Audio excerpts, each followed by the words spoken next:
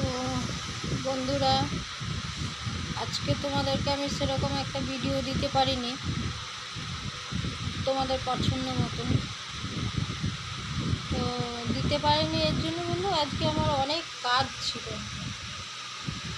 ঘরে বাইরে অনেক কাজ ছিল।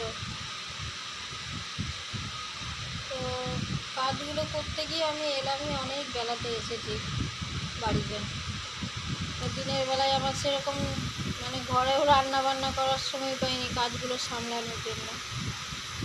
কিছুটা কাজ এগোলো। তো এই রাত্রিবেলায় আমি রান্না বান্না করে খেতে বসেছি।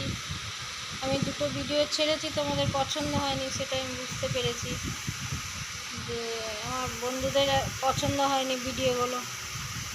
তো আমি ঠিকঠাক ভিডিও দিতে পারিনি বলে আমাকে ক্ষমা করে দিও বন্ধু।